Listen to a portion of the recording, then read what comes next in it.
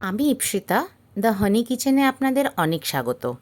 আজ আমি ভীষণ কমন একটা রেসিপি দেখাবো, সেটা হলো মোমো। সবাই মোটামুটি চিকেন দিয়েই দেখায়, কিন্তু আমি দেখাবো আজ প্রন দিয়ে। সাথে থাকবে কলকাতার স্পাইসি লাল সস, যেটা মোমোর সাথে সার্ভ হয়।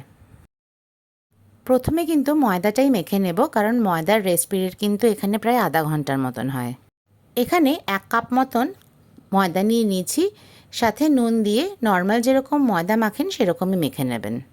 এখন কিন্তু ময়দাটা মাখার সময় তেল দেবেন না। যদি মোমো ফ্রাই করে খেতে চান তবে তেল দেবেন, বাট যদি স্টিম করে খান সেক্ষেত্রে কিন্তু আপনারা তেলটা দেবেন না।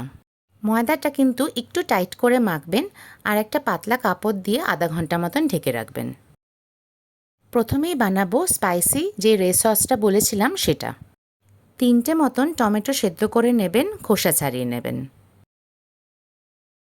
মিক্সিতে টমেটো, 2টো কাশ্মীরি লাল লঙ্কা আর 4টে মতন শুকনো লঙ্কা জলে ভিজিয়ে রেখেছিলাম সেটা দিয়ে দিলাম। আর দিলাম কিছু রসুন। সব একসাথে একটা ফাইন পেস্ট করে নেবেন। কড়াইতে রিফাইন অয়েল দিয়ে দেবেন।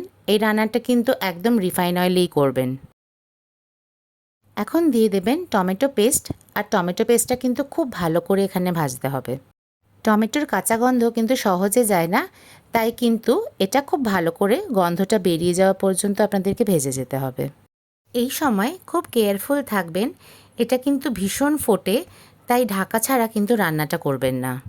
আমার ক্ষেত্রে অনেকবার হয়েছে, তাই আপনাদেরকে জানিয়ে রাখলাম।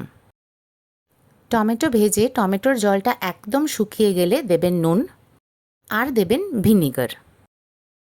এখনও কিন্তু তেল পুরোপুরি সেপারেট হয়নি, তাই আরও একটু ভাজবো। এখন দিয়ে দিলাম চিনি। চিনিটা কিন্তু একদমই আপনারা স্কিপ করবেন না। এবার দেবেন জল। যতটা পাতলা বা ঘন খাবেন সেই অনুযায়ী জল দিয়ে একটু ফোটাতে হবে। আমি যেরকম পদ্ধতি দেখালাম সেরকমভাবে করলে এক্স্যাক্ট দোকানে যে সসটা দেয় সেই টেস্টটাই কিন্তু আপনারা পাবেন। সস আমার রেডি, চলুন এবার মোমোর পালা। নিয়ে নিয়েছি 2টো পেঁয়াজ, 11টা থেকে 12টা মতন রসুন। খুব ফাইন কুচি করতে হবে। আমি চপার মেশিনে চপ করে নিচ্ছি, আপনারা চাইলে হাতেও করতে পারেন। দেখুন এতটাই ফাইন কুচি হবে। এরপর আমি সেমভাবে প্রনগুলোকেও কিন্তু চপ করে নেব। মিক্সিতে কিন্তু আপনারা প্রনটা পেস্ট করবেন না, প্রন কিন্তু আপনাদের কুচিই করতে হবে। দেখুন এরকম ধরনের কুচি করতে হবে যাতে কোনো ধরনের মোটা পিস মুখে না পড়ে। পেঁয়াজ রসুনের সাথে কিন্তু প্রনটা দিয়ে দেবেন। দেবেন লাইট সয়া সস, এখানে কিন্তু আপনারা লাইট সয়া সসই ইউজ করবেন। আর তার সাথে সাথে দিয়ে দেবেন চিলি অয়েল। আমি যে আজকে মোমোটা বানাচ্ছি সেটা কিন্তু একদম স্ট্রিট স্টাইলে আমি বানাচ্ছি না, একটু ক্লাসি হোটেলে যেমন বানায় তেমনই বানাচ্ছি। প্রন দিয়ে মোমো বানালে কিন্তু আদা কুচিটা আপনারা দেবেন না। এখন কিন্তু মিশ্রণটাতে নুন দেবেন না, ভালো করে মিক্স করে আপনারা রেখে দেবেন। এখন মোমোর জন্য যে ময়দাটা মেখে রেখেছিলাম সেগুলোকে ছোট ছোট পাটে করে কিন্তু কেটে নেবেন। বড় লেচি নেবেন না, আমি যতটুকুনি নিচ্ছি সেটাই কিন্তু এনাফ। বেলার সময় কিন্তু তেল একদমই ইউজ করবেন না। ময়দা ছড়িয়ে বেলে নেবেন, যতটা পারেন পাতলা করে বেলবেন। যত পাতলা বেলবেন ততই কিন্তু ক্লাসি খেতে লাগবে। আগে বেলার পাটটা করে নিচ্ছি, তারপরে আমি স্টাফিং করব। এখন পুরটাতে দিয়ে দেবেন নুন। আগে দিইনি, কারণ নুন দিলেই কিন্তু পেঁয়াজ থেকে জল বেরিয়ে যাবে। ভালো করে নুনটা কিন্তু একটু সময় নিয়ে আপনাদেরকে মিক্স করে নিতে হবে। অনেকভাবেই মোমোর শেপ করা যায়, তার মধ্যে যেটা সবচেয়ে সহজ আর খেতেও ভালো তেমন করেই বানাচ্ছি। মাঝে পুর দিয়ে লম্বা করে মুড়বেন। পরে 2টো কর্নারকে ফোল্ড করলেই কিন্তু শেপটা হয়ে যাবে।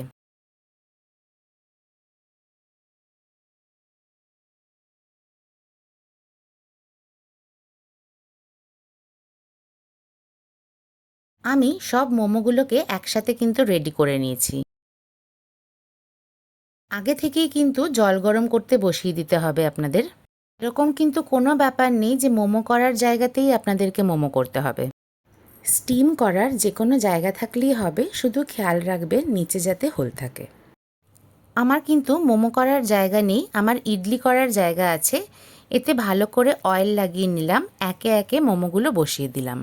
জলটা ভালো করে ফুটতে থাকলে খুব কেয়ারফুলি প্লেটগুলো বসিয়ে দিতে হবে। 10 থেকে 12 মিনিট কিন্তু স্টিম হতে দিতে হবে। আমার মোমো একদম রেডি। লাল সসের সাথে ওপরে চিলি অয়েল দিয়ে কিন্তু সার্ভ করবেন, খেতে দুর্ধর্ষ।